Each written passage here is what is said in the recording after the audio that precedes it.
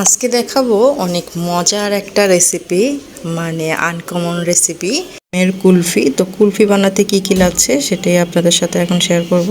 তো যতবারই আমি বানাই ততবারই কিন্তু আমার বাসায় ফুরিয়ে যায় বানানোর সাথে সাথেই, কারণ এটা বাচ্চাদের খুবই পছন্দ। তো আসসালামু আলাইকুম, সবাই কেমন আছেন? আলহামদুলিল্লাহ, আমরা তো অনেক ভালো আছি। তো শুরু করে দিচ্ছি। চুলাতে হাঁড়ি বসিয়ে দিয়েছি। হাঁড়ি বসিয়ে 3 কাপ আমি লিকুইড দুধ নিয়েছি। লিকুইড দুধের সাথে আমি একটু চিনিও মিক্স করে নিয়েছি, দেখিয়েও দিলাম, কারণ এটা একটু মিষ্টি হতে হবে। আর ফুটানোর জন্য এখানে অপেক্ষা করতেছিলাম। এই তো ফুটে গেছে। ফুটে আসার পরে যেটা আমি এটার সাথে অ্যাড করব সেটা হচ্ছে কর্নফ্লাওয়ার। তো আমি এখানে একটা বাটিতে কর্নফ্লাওয়ার নিয়ে নিয়েছি 1 চামচ, আর লিকুইড দুধ ছিল, তো লিকুইড দুধটা এটার সাথে অ্যাড করব, দিয়ে তারপর এটাকে মিক্স করে নেব। লিকুইড দুধটা না থাকলে আপনারা পানি দিয়েও এটা গুলিয়ে নিতে পারবেন, হাতের কাছে যেটা থাকবে সেটাই। তারপরে এটা আমি এই তো এই ফুটানো সেই দুধটাতে আমি এটা দিয়ে মিক্স করে নেব আর কি। এটা দিলে কি হয় সেটাও আমি বলে দিচ্ছি। এটা দিলে তাড়াতাড়ি আপনার দুধটা ঘন হয়ে আসবে।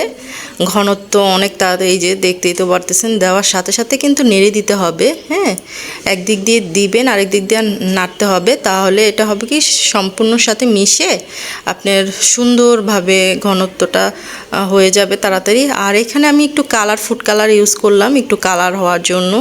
এটা একদমই অপশনাল, আপনারা চাইলে দিতেও পারেন, আর না চাইলেও এটা স্কিপ করতে পারেন। আমি কালারের জন্য দিলাম। যাই হোক, এটা আমি ভালো করে এটাকে নেড়ে চেড়ে, এই যে ঘনত্ব হয়ে গেছে, দেখেও দিচ্ছি। এটা ঠান্ডা হলে আরও ঘন হয়ে যায়। হয়ে গেছে, নামিয়ে রেখেছি। আম নিয়ে নিয়েছি, কারণ আম ছাড়া তো কুলফি হবেই না। তো এখানে একটা আম নিয়েছি আমি। আমটা এখন কেটে নিব। কেটে ভিতরের যেই বিচিটা থাকে ওই বিচিটা বের করতে হবে আর কি। ওই বিচিটাই হচ্ছে মেন, যে বিচিটা বের করে তারপরে যেই দুধের ঘনত্বটা করে রেখেছি সেটা আর কি এখানে অ্যাড করব। এটাই হচ্ছে আমের কুলফি। অনেক সহজেই এটা করা যায়, এটা অনেক সহজ। আর এটা কিন্তু বানালে বাচ্চারাও খুব পছন্দ করে। আপনারা চাইলে বানিয়ে খাওয়াতে পারেন বাচ্চাদের আমার মতো।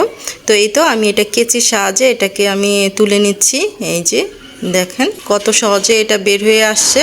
তো এটা আমি বের করে আমি এখানে যতটুকু আম ছিল, তো ওই আমটাও আমি অ্যাড করে নিব এই আমের সাথে। তো আমি আমগুলো ভালো করে ছুরির সাহায্যে আমি কিভাবে নিচ্ছি এটা তো দেখিয়ে দিচ্ছি।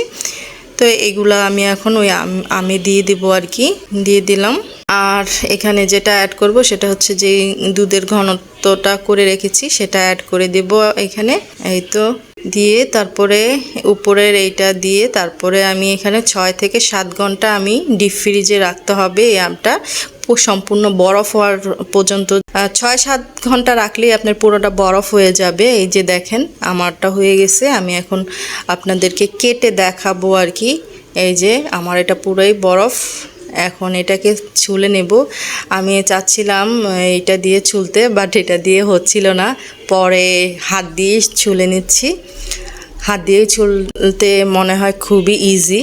তো তারপরে আমি কেটেও নেব। এখন কেটে তো অবশ্যই দেখাবো যে কতটা লোভনীয়, কতটা মজার একটা খাবার। সেটা হচ্ছে আমের কুলফি। দেখতেও অসম্ভব সুন্দর দেখাচ্ছে, দেখেন। তো এই তো সবগুলো আমি কেটে এখন পরিবেশন করেও দেখিয়ে দিব। এখানে আমি কাজু বাদাম একটু দিয়েছি যেন আপনার সৌন্দর্যের জন্য আমি পরিবেশন করে দেখিয়ে দিচ্ছি এটা যে কতটা লোভনীয় হয়েছে। আজকের ভিডিওটা কেমন লেগেছে অবশ্যই কমেন্ট করে জানাতে ভুলবেন না। সবাই সুস্থ থাকবেন, ভালো থাকবেন, নিরাপদে থাকবেন। আমার ফ্যামিলির জন্য দোয়া করবেন যেন সবাইকে নিয়ে ভালো থাকতে পারি। আল্লাহ হাফেজ।